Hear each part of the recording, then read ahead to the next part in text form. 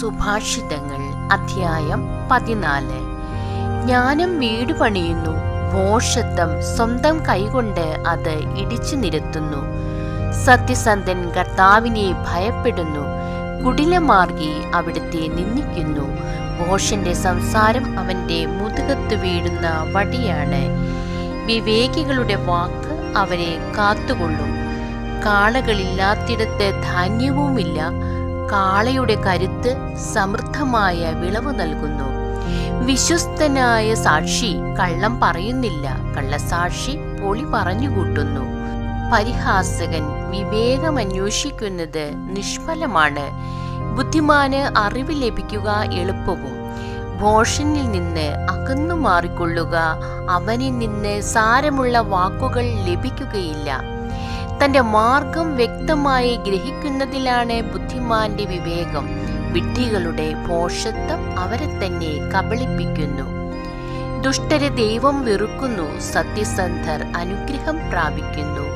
ഹൃദയത്തിന്റെ ദുഃഖം അതിന് മാത്രമേ അറിഞ്ഞുകൂടൂ, അതിന്റെ സന്തോഷത്തിലും അന്യർക്ക് പങ്കില്ല. ദുഷ്ടരുടെ ഭവനം നശിപ്പിക്കപ്പെടും, സത്യസന്ധരുടെ കൂടാരം പുഷ്ടി പ്രാപിക്കും. ശരിയെന്ന് തോന്നുന്ന വഴി ചിലപ്പോൾ മരണത്തിലേക്ക് നയിക്കുന്നതാവാം. ചിരിക്കുമ്പോൾ പോലും ഹൃദയം ദുഃഖഭരിതമാണ്. സന്തോഷം സന്താപത്തിലാണ് അവസാനിക്കുക. വഴി പിഴച്ചവൻ തന്റെ പ്രവൃത്തികളുടെ ഫലം അനുഭവിക്കും. ഉത്തമനായ മനുഷ്യൻ തന്റെ പ്രവൃത്തികളുടെയും. ശുദ്ധഗതിക്കാരൻ എന്തും വിശ്വസിക്കുന്നു, ബുദ്ധിമാൻ ലക്ഷ്യത്തിൽ തന്നെ ശ്രദ്ധ വയ്ക്കുന്നു. വിവേകി ജാഗരൂകതയോടെ തിന്മയിൽ നിന്ന് അകന്നു മാറുന്നു.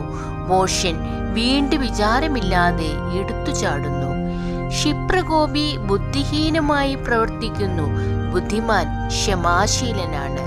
ശുദ്ധഗതിക്കാർ ഭോഷത്വം കാട്ടിക്കൂട്ടുന്നു, ബുദ്ധിമാന്മാർ വിജ്ഞാന കിരീടമണിയുന്നു.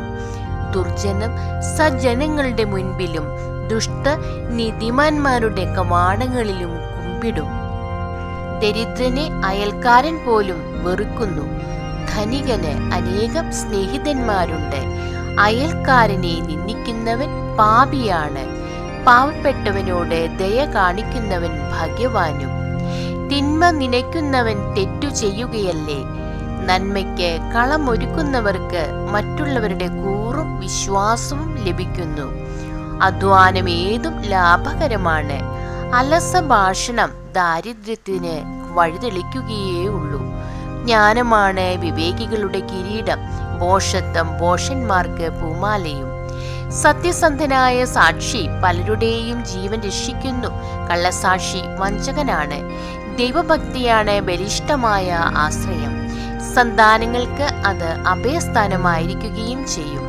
ദൈവഭക്തി ജീവന്റെ ഉറവയാണ്. മരണത്തിന്റെ കെണികളിൽ നിന്ന് രക്ഷപ്പെടാൻ അത് സഹായിക്കുന്നു. രാജാവിന്റെ മഹത്വം പ്രജകളുടെ ബാഹുല്യമാണ്. പ്രജകൾ ചുരുങ്ങിയ രാജാവ് നാശമടയുന്നു. പെട്ടെന്ന് കോപിക്കാത്തവന് ഏറെ വിവേകമുണ്ട്.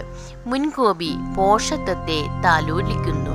പ്രശാന്തമായ മനസ്സ് ശരീരത്തിന് ഉന്മേഷം നൽകുന്നു. അസൂയ അസ്ഥികളെ ജീർണിപ്പിക്കുന്നു. ദരിദ്രരെ ഞെരുക്കുന്നവൻ സ്രഷ്ടാവിനെ നിന്ദിക്കുന്നു. പാവപ്പെട്ടവരോട് ദയ കാണിക്കുന്നവൻ അവിടുത്തെ ബഹുമാനിക്കുന്നു. ദുഷ്ടൻ തിന്മ ചെയ്ത് അധപ്പതിക്കുന്നു. നീതിമാൻ സ്വന്തം നീതിനിഷ്ഠയിൽ അഭയം കണ്ടെത്തുന്നു.